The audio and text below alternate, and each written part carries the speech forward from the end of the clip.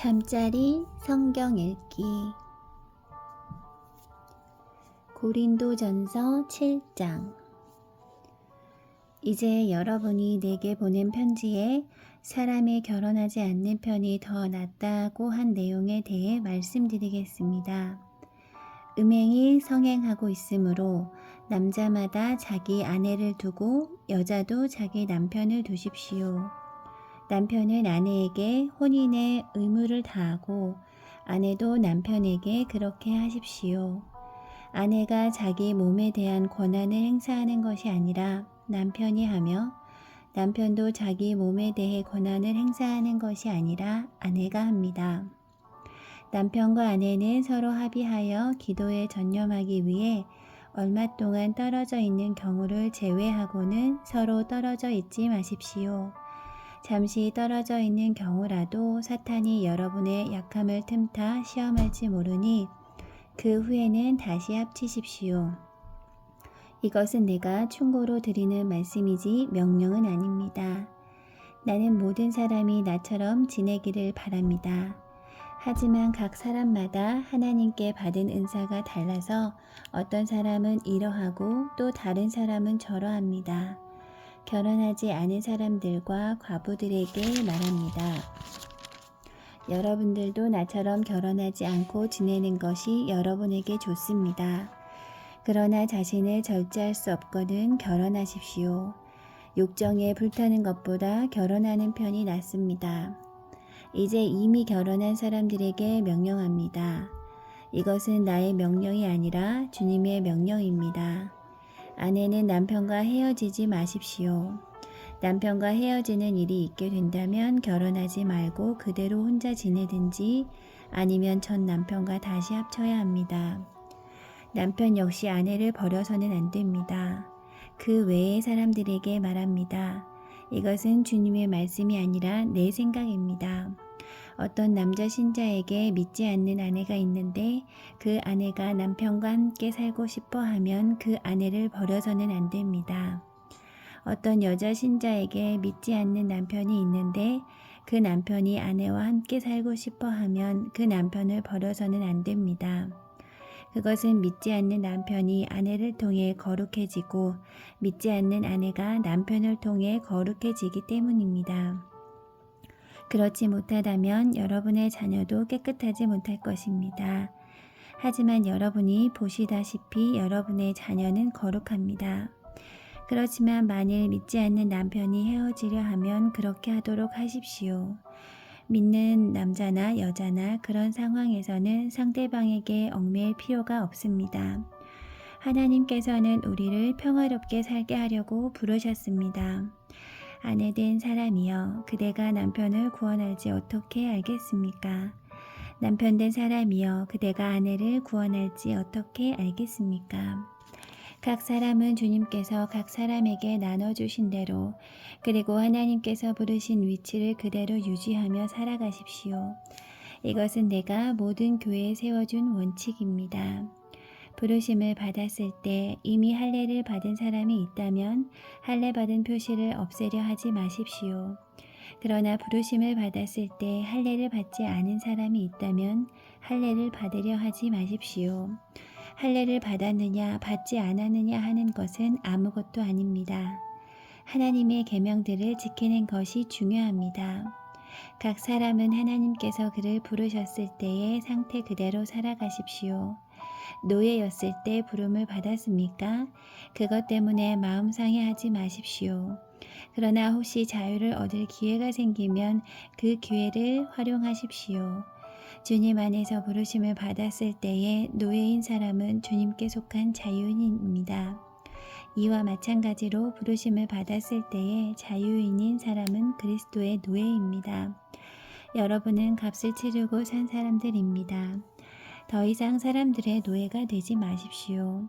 성도 여러분, 각 사람은 부르심을 받은 위치에 그대로 머물러 계시면서 하나님께 책임을 다하시기 바랍니다.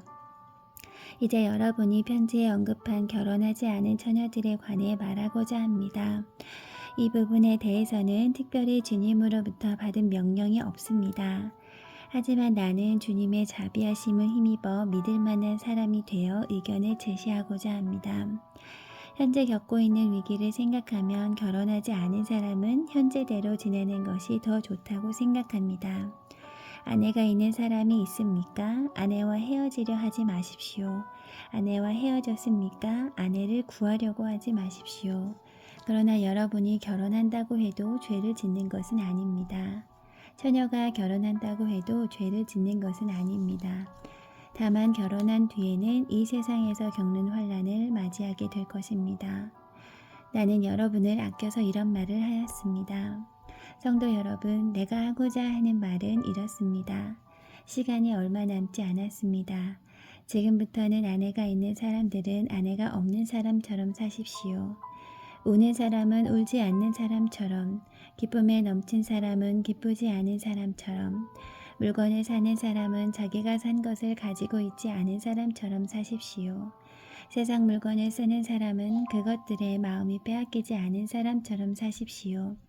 그것은 이 세상의 현재 모습이 지나가고 있기 때문입니다. 나는 여러분이 마음 쓰는 것 없이 살기를 바랍니다. 결혼하지 않은 남자는 어떻게 하면 주님을 기쁘시게 할까 하고 주님의 일에 마음을 씁니다. 그러나 결혼한 남자는 어떻게 하면 아내를 기쁘게 해줄까 하며 세상 일에 마음을 쓰게 됩니다. 결혼한 남자의 마음은 이렇게 나누어집니다.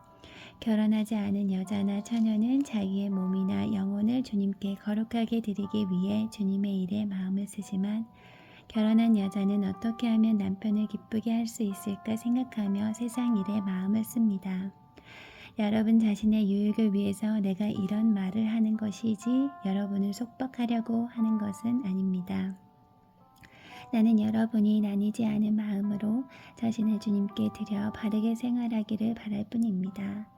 어떤 남자에게 약혼한 여자가 있는데 자기가 그 여자에게 적절하지 못하게 행동하고 있다는 생각이 들고 더욱이 약혼녀가 혼기를 지날 만큼 나이가 들게 되어 여자와 결혼해야 할 것 같다고 판단된다면 원하는 대로 행하십시오. 죄 짓는 것이 아닙니다. 두 사람은 결혼하는 것이 좋습니다. 그러나 자기 마음에 결혼하지 않기로 굳게 결심을 하고 또 반드시 결혼을 해야 되는 것도 아니고 자신이 욕정을 억제할 능력이 있어서 약혼한 처녀와 결혼하지 않기로 결심을 했다면 그것도 잘하는 것입니다. 그러므로 자기가 약혼한 처녀와 결혼을 하는 것도 잘하는 것이지만 결혼하지 않는 것은 더 잘하는 것입니다. 여자는 남편이 살아있는 동안에는 남편에게 메인 몸입니다. 그러나 남편이 죽으면 자기가 원하는 사람과 자유롭게 결혼할 수 있습니다. 단 남편 될 사람은 반드시 주님을 믿는 사람이어야 합니다. 이것이 내 판단입니다만 그런 여자는 재혼하지 않고 혼자 지내는 것이 더 행복할 것 같습니다. 나에게도 하나님의 성령이 있다고 생각합니다. 고린도전서 8장. 이제 우상에게 제물로 바친 음식을 먹는 문제에 대해 말씀드리겠습니다. 여러분이 우리는 다 지식이 있다고 주장하는 것을 우리는 알고 있습니다. 그러나 지식은 교만하게 하고 사랑은 덕을 세운다는 사실입니다. 어떤 사람이 자기가 무엇인가 안다고 생각하면 그 사람은 마땅히 알아야 할 것을 아직은 모르고 있는 사람입니다. 그러나 그 사람이 하나님을 사랑하면 하나님께서도 그 사람을 알아주십니다. 이제 우상에게 제물을 바친 음식을 먹는 문제에 대해 이야기해 봅시다.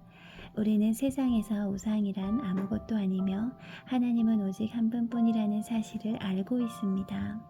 하늘에나 땅에나 신이라고 불리는 존재가 많이 있고 사실 많은 신이 있으며 많은 주가 있지만 우리에게는 아버지가 되시는 하나님 한 분 계십니다. 만물이 그분에게서 나왔고 우리는 그분을 위해 살고 있습니다. 또 주 예수 그리스도도 한 분만 계십니다. 만물이 그분 때문에 창조되었고 우리도 그분 때문에 살고 있습니다. 그런데 누구나 이러한 진리를 아는 것은 아닙니다. 사람들 중에는 아직도 우상을 숭배하는 습관이 남아 있어서 우상에 바친 음식을 먹을 때 그것이 우상에 바친 음식이라고 생각하며 먹는 사람들이 있습니다. 그 사람들의 양심은 약해졌고 더럽혀졌습니다. 그러나 우리를 하나님께 가까이 나아가게 하는 것은 음식이 아닙니다. 음식을 먹지 않는다고 해서 손해되는 것은 아니며 음식을 먹는다고 해서 더 이루어지는 것도 아닙니다. 그렇지만 여러분에게 있는 자유를 행사할 때 그것이 믿음이 약한 성도들에게 걸림돌이 되지 않도록 주의하십시오. 지식이 있다는 여러분이 우상의 신전에서 음식을 먹고 있는 것을 믿음이 약한 성도가 본다면 그가 용기를 얻어 그 사람처럼 우상의 제물로 바친 음식을 먹지 않겠습니까? 이렇게 되면 믿음이 약한 성도는 여러분의 지식 때문에 망하게 되는 것입니다. 그리스도께서는 바로 그 성도를 위해 죽으셨습니다. 이런 식으로 여러분의 동료 성도들에게 죄를 짓고 그들의 약한 양심에 상처를 준다면 여러분은 그리스도께 죄를 짓는 것입니다. 그러므로 내가 먹는 음식 때문에 내 동료 성도들이 걸려 넘어지게 되면 그 사람이 걸려 넘어지지 않도록 하기 위해 나는 평생 고기를 먹지 않을 것입니다. 고린도전서 9장. 내가 자유인이 아니란 말입니까? 내가 사도가 아니란 말입니까? 내가 우리 주 예수님을 보지 못했단 말입니까? 여러분 자신이 내가 주님 안에서 일한 수고의 열매가 아닙니까? 내가 다른 사람들에게는 사도가 아닐지라도 여러분에게는 확실한 사도입니다. 왜냐하면 여러분이 주님 안에서 나의 사도직을 인정해 주었기 때문입니다. 나를 비판하는 사람들에게 나의 입장을 이렇게 밝힙니다. 우리에게 먹고 마실 권리가 없습니까? 다른 사도들과 주님의 동생들과 게바가 그런 것처럼 우리는 신자의 아내를 데리고 다닐 권리가 없습니까? 나와 바나바만 생계를 위해 일해야 한단 말입니까? 자기가 비용을 대가면서 군대 생활을 하는 사람이 어디에 있습니까? 포도 농사를 지으면서 그 포도원에서 나는 포도를 따먹지 않는 농부가 어디 있으며 양을 기르면서 거기서 나는 젖을 마시지 않는 사람이 또 어디에 있겠습니까? 내가 사회에서 일어나는 일만 가지고 이렇게 말하는 것은 아닙니다. 율법에도 이런 말이 있지 않습니까? 모세의 율법에 이같이 기록되어 있습니다. 곡식을 타작하는 소의 입에 망을 씌우지 마라. 하나님께서 소를 생각해서 이 말씀을 하신 줄 아십니까? 아니면 우리 모두를 위한 말씀이겠습니까? 이 말씀은 우리를 위해 기록된 말씀이 분명합니다. 밭을 가는 사람은 당연히 어떤 소망을 가지고 밭을 갈며 곡식을 타작하는 사람이 대가를 기대하며 일하는 것은 당연합니다. 우리가 여러분에게 영적인 것을 뿌렸다면 우리가 여러분이 갖고 있는 물건을 거두어 드린다고 해서 지나치다고 할 수 있겠습니까? 다른 사람들이 여러분에게 이런 것을 요구하는 권리를 가졌다면 우리는 그럴 권리가 더 있지 않겠습니까? 그러나 우리는 이 권리를 행사하지 않았습니다. 오히려 우리는 그리스도의 복음에 방해가 되지 않기 위해 모든 것을 참았습니다. 여러분은 성전에서 일하는 사람들이 성전에서 나오는 음식을 먹으며 제단에서 봉사하는 사람들이 제단에 바친 것 중에 일부분을 나누어 가진다는 사실을 알지 못합니까? 이와 같이 주님께서도 복음을 전하는 사람들은 복음을 전하는 일로 생활하라고 정하셨습니다. 그러나 나는 이러한 권리를 하나도 사용하지 않았습니다. 그렇다고 해서 여러분이 나에게 그렇게 해주기를 바라서 이 편지를 쓰는 것은 아닙니다. 내가 가지고 있는 이러한 자부심을 빼앗기기보다는 차라리 굶어 죽는 편이 더 낫습니다.